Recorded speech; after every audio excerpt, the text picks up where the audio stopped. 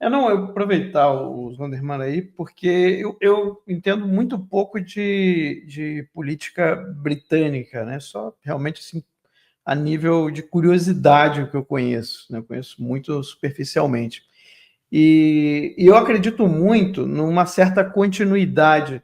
A gente vê, por exemplo, um homem da estirpe, né, da altura do Churchill, em questão intelectual, política, literária, né, ele não aparece do nada. Né? Ele é produto de Exato. contextos e consequência de um processo. Sim. Exato. Então, era isso que eu queria entender. Você vê o Churchill sendo ali de alguma escola, de algum grupo, ou seja, da onde veio? De onde é que veio o Churchill? Né? Tá, boa, legal pergunta, Max. Bom, ele nasce em 1874, 30 de novembro, num mundo vitoriano, num império onde o sol nunca se punha. Né?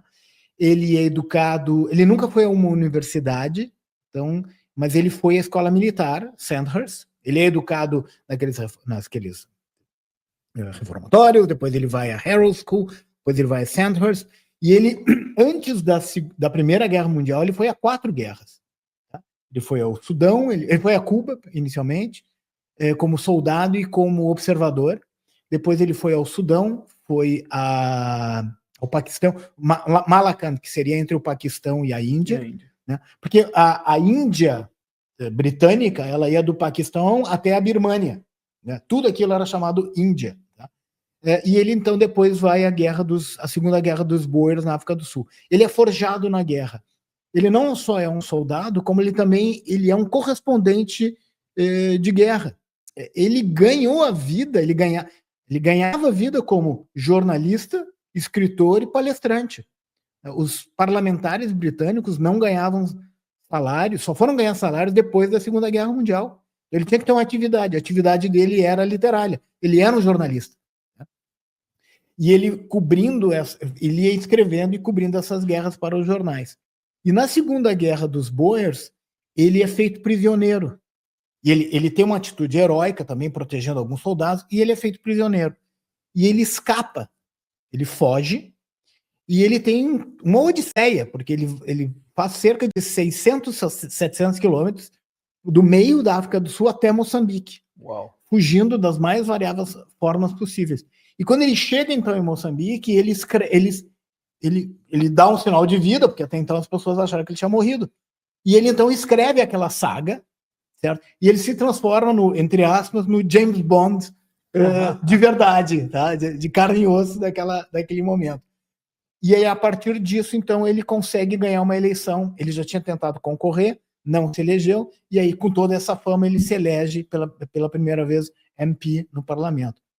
E aí, no parlamento, na verdade, ele tenta seguir a carreira do pai dele, Randolph Churchill, que foi um político proeminente, que tinha chances de ser primeiro-ministro, e quando ele foi Lord of the Exchequer, o ministro das Finanças de Salisbury, se não me engano, ele foi contra uma determinada peça do orçamento. E ele meio que disse assim, não, ou é do meu jeito ou eu saio. E o primeiro-ministro disse, pode ir embora. Ele tentou dar né? E aí ele também caiu em desgraça, veio a morrer muito jovem, veio a morrer de sífilis, e os casais britânicos nunca tinham, né? Eram muito abertos, né? Então ele vai sendo forjado por essa situação. Ele tem uma frase assim, nada mais excitante do que ser atirado, né? Do que ser mirado e não morrer, né? Numa batalha. E ele então começa essa vida já muito convicto. Ele era, obviamente, muito consciente, né, da sua missão. Ele, quando tem 16, 17 anos de idade, ele diz para um colega de colégio, sinto que chegará o meu momento que irei salvar a Grã-Bretanha. E tem uma outra frase dele assim, se todos forem insetos, eu sou um vagalume. Óbvio, ele tem essa, sabe, essa ambição e essa visão de si mesmo. Tá?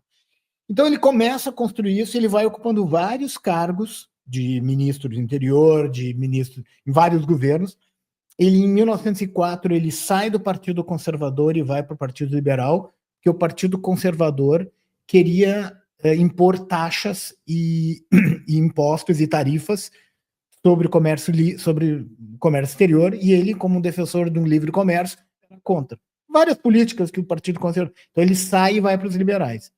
Nos liberais ele ocupa vários cargos, inclusive Lord of the Exchequer também.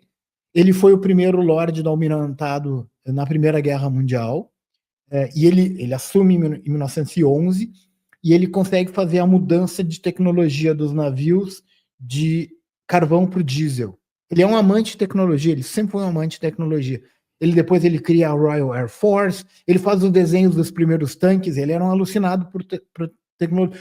Sempre participando e, óbvio, em alguns momentos fazendo grandes erros, como na Primeira Guerra Mundial, Galípoli, que não foi culpa dele, mas responsabilidade dele. Então ele vai construindo a sua grandiosidade até chegar a um determinado momento que o acúmulo de erros, o acúmulo de erros o coloca no que a gente chama nos anos de ostracismo, né? Entre 29 e 39.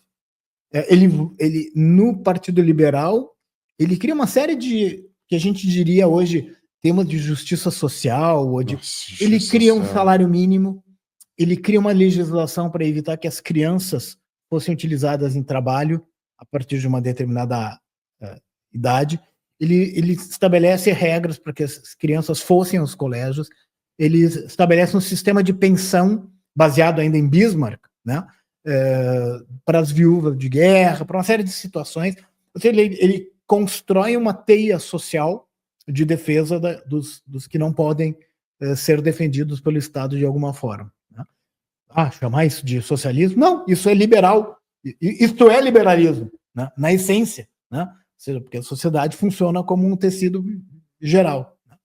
Depois a esquerda veio absorver isso como se fosse só dela,